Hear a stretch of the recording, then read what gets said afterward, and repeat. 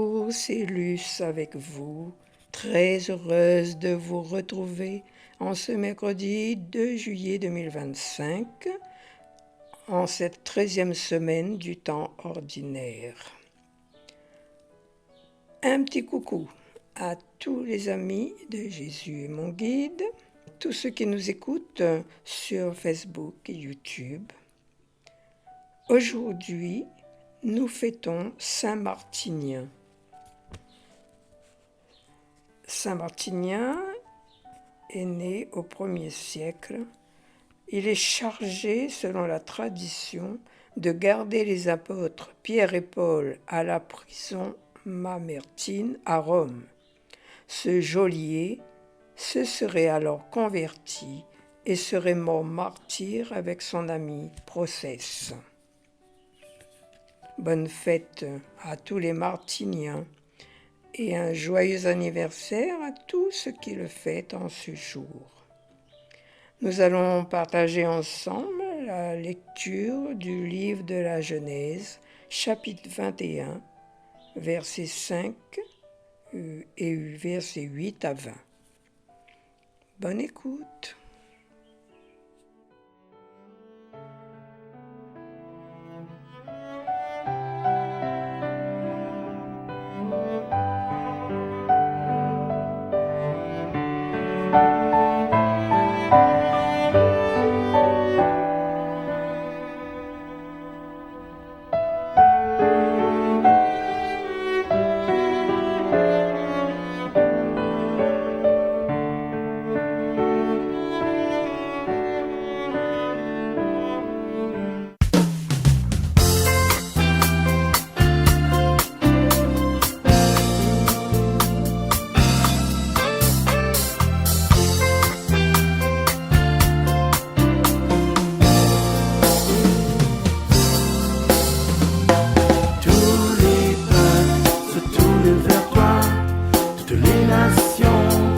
Chanter leur joie, toi notre force et notre unité, toi le Dieu d'amour, de justice, de paix.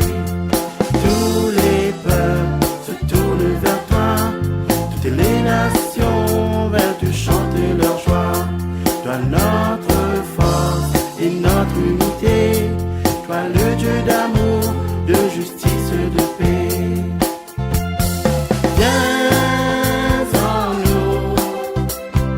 Esprit de feu, esprit de lumière, viens en nous, viens fortifier nos corps, viens enflammer la terre, viens en nous, esprit d'amour, esprit de sagesse, viens en nous, viens embraser nos âmes, viens guérir nos faiblesses, les mains nous te rendons grâce, fais briller sur nous la lumière de ta face. Toi notre allié dans tous nos combats, viens nous délivrer et viens guider nos pas. Les mains levées, nous te rendons grâce, fais briller sur nous la lumière de ta face. Toi notre allié dans tous nos combats, viens nous délivrer et viens guider nos pas. Viens en nous, esprit de feu, esprit de lumière, viens en nous, viens fortifier nos corps, viens enflammer la terre, viens en nous, esprit d'amour, esprit de sagesse, viens en nous, viens embraser nos âmes, viens guérir nos faiblesses.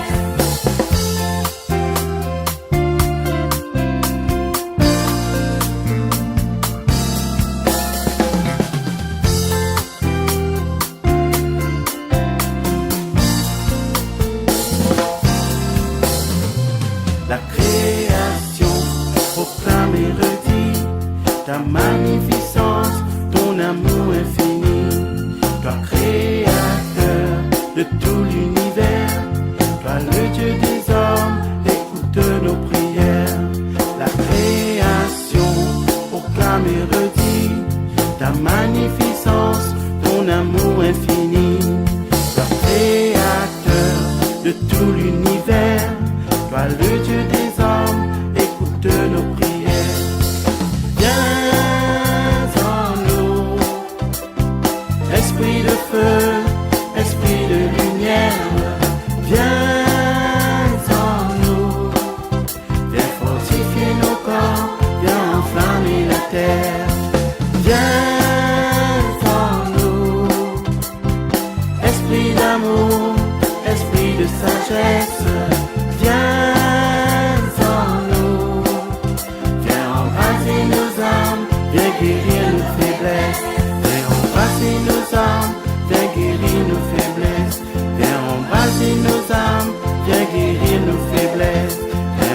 embraser nos âmes, faire guérir nos faiblesses.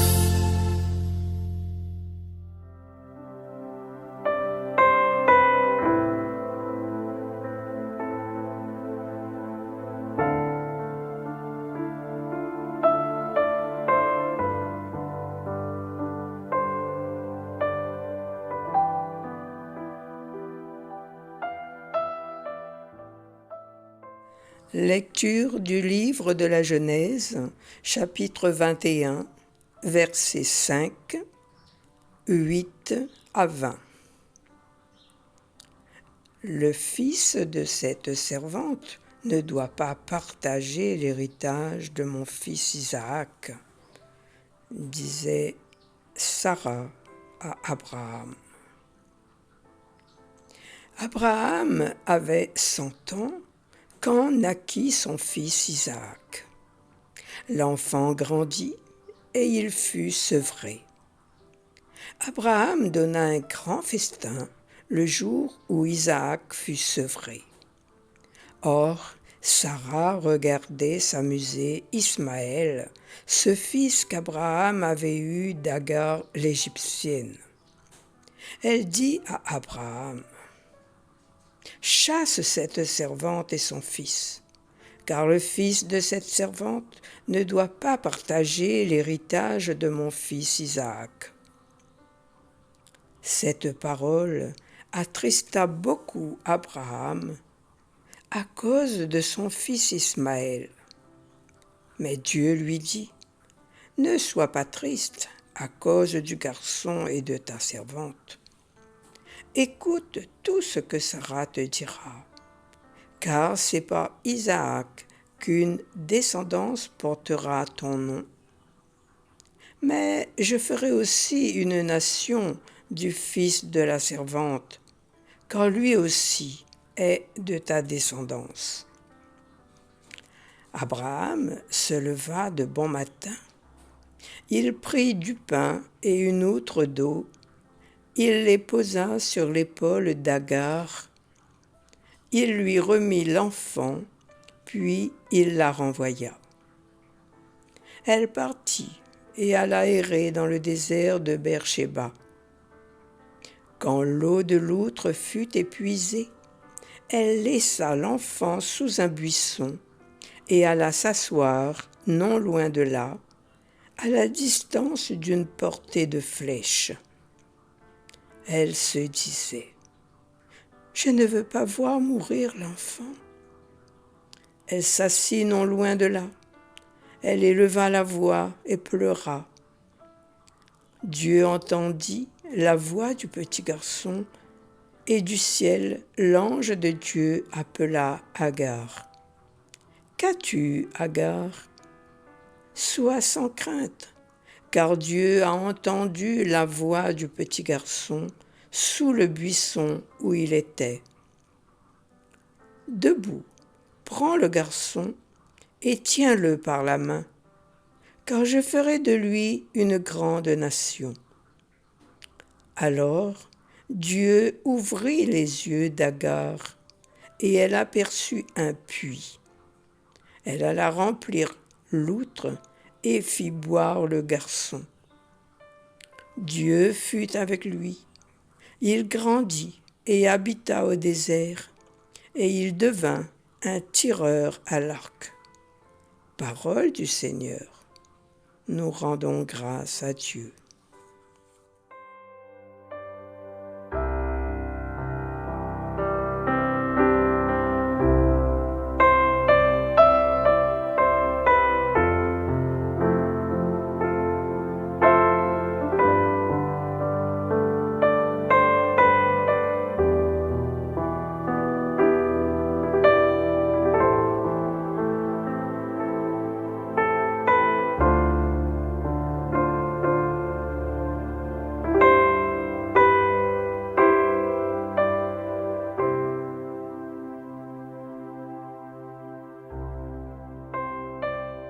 Que nous dit ce livre de la Genèse, chapitre 21, versets 5 et versets 8 à 20.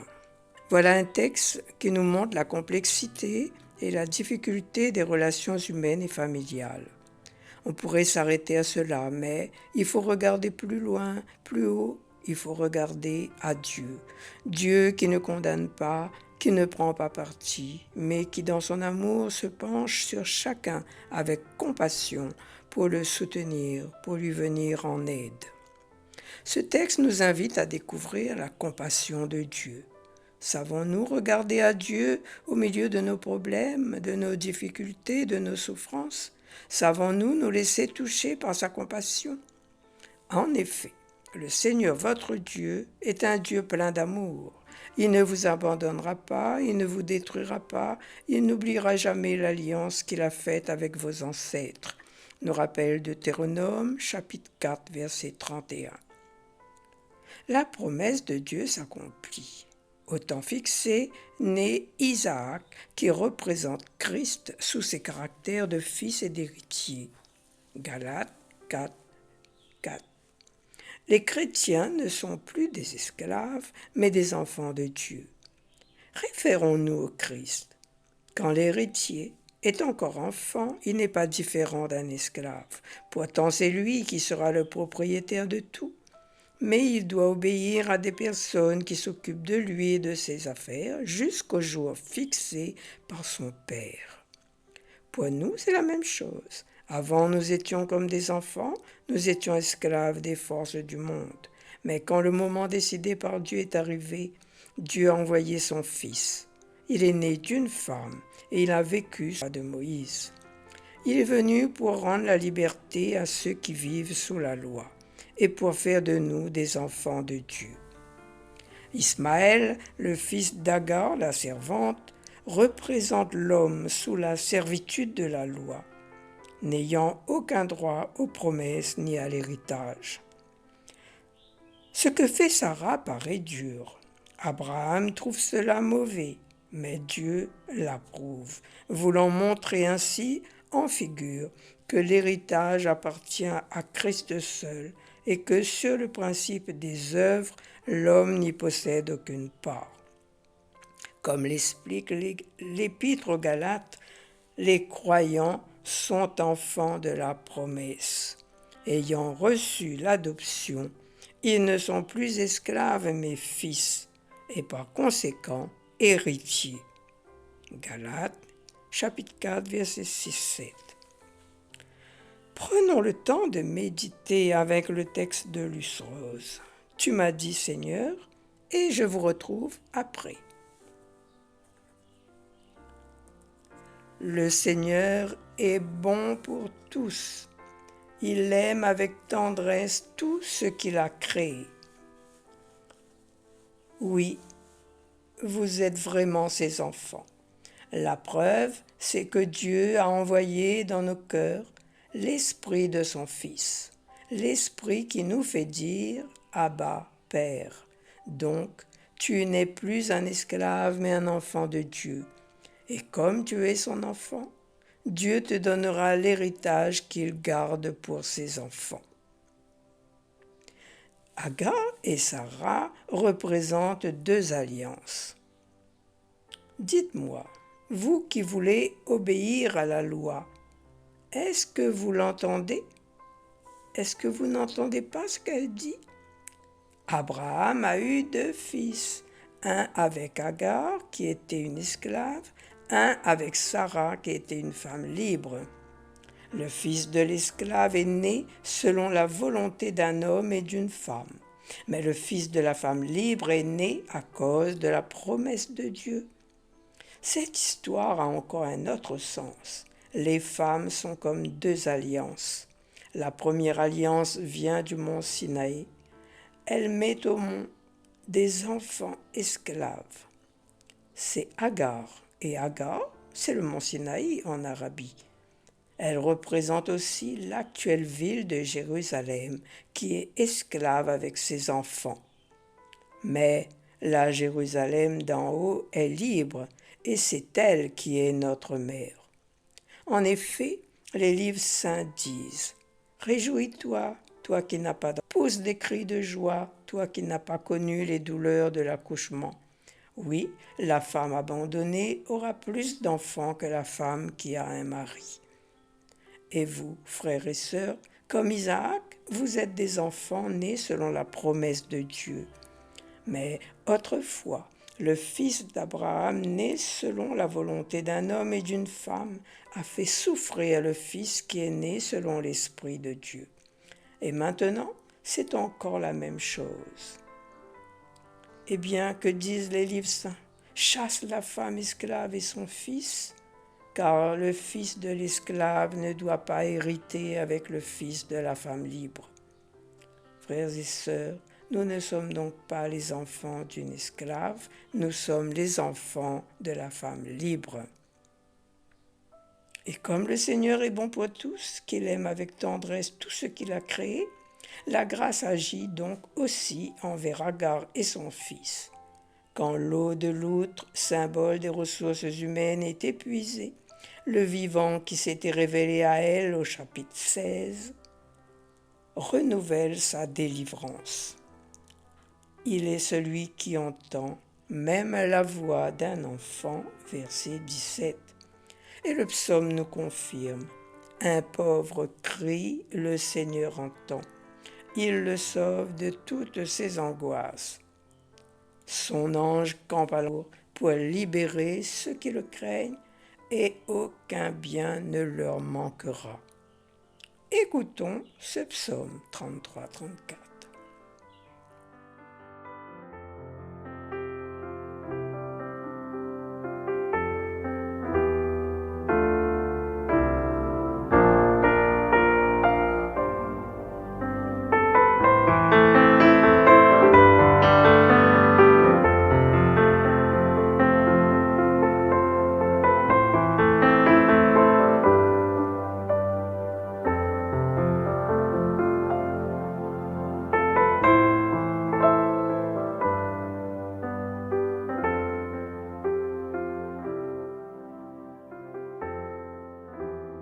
Et voici le psaume 33-34.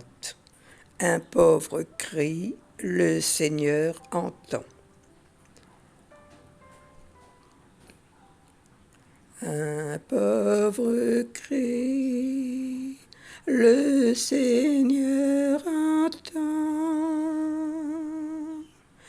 Un pauvre crie, le Seigneur entend. Un pauvre crie, le Seigneur entend. Il le sauve de toutes ses angoisses. L'ange du Seigneur campe alentour pour libérer ceux qui le craignent. Un pauvre crie, le Seigneur entend. Saint du Seigneur, adorez-le, rien ne manque à ceux qui le craignent. Des riches ont tout perdu, ils ont faim. Qui cherche le Seigneur ne manquera d'aucun bien. Un pauvre crie, le Seigneur entend. Venez mes fils, écoutez-moi, que je vous enseigne la crainte du Seigneur. Qui donc aime la vie et désire les jours où il verra le bonheur. Un pauvre crie, le Seigneur entend. Un pauvre crie, le Seigneur entend.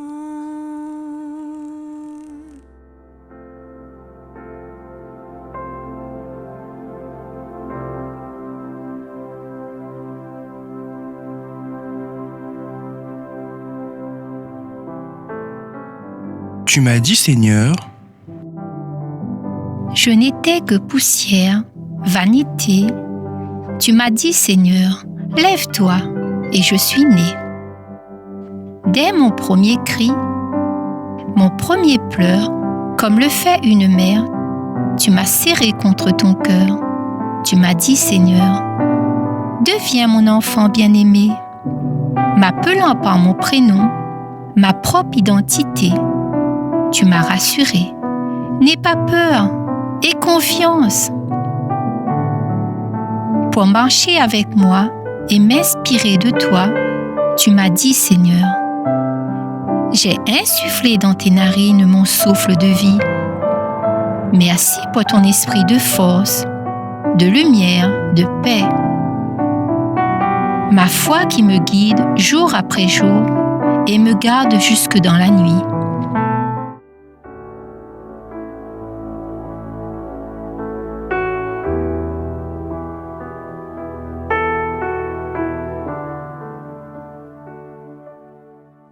Eh bien, c'est déjà la fin de notre séquence. Je vous remercie d'avoir prié avec moi et de votre fidélité. Redisons à Dieu notre prière fidèle, laissée par Jésus-Christ lui-même. Notre Père, qui es aux cieux, que ton nom soit sanctifié, que ton règne vienne, que ta volonté soit faite sur la terre comme au ciel. Donne-nous aujourd'hui notre pain de ce jour. Pardonne-nous nos offenses, comme nous pardonnons aussi à ceux qui nous ont offensés. Et ne nous laisse pas entrer en tentation, mais délivre-nous du mal. Et nous allons écouter le Notre Père de Luce Rose, chanté par Marcel et Maria. Sur ce, je vous dis au revoir et au mois prochain.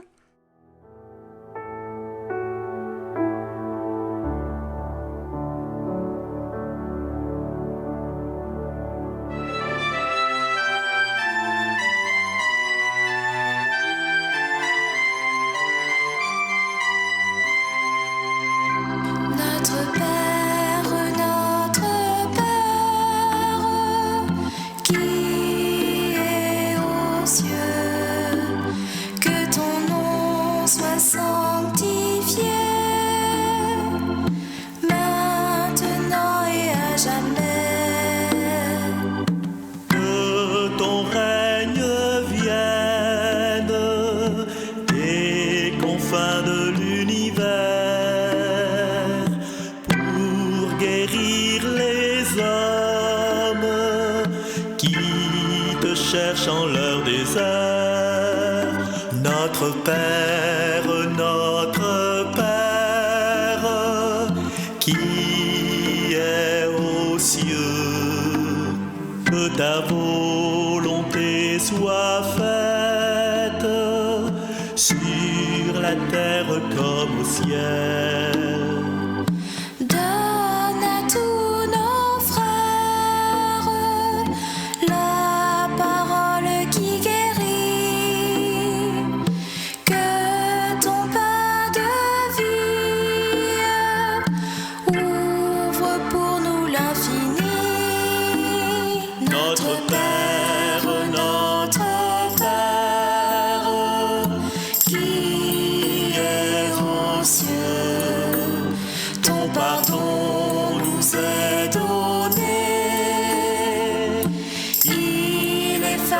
Nos péchés,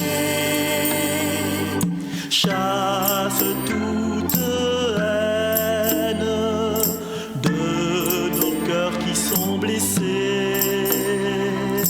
Comme tu pardonnes, apprends-nous à pardonner. Notre Père,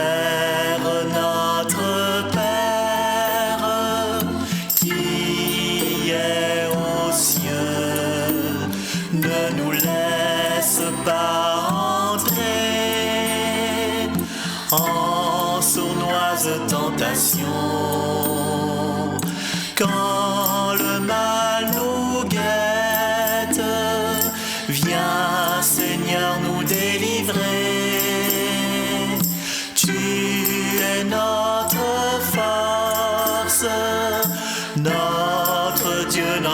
rocher, notre Père,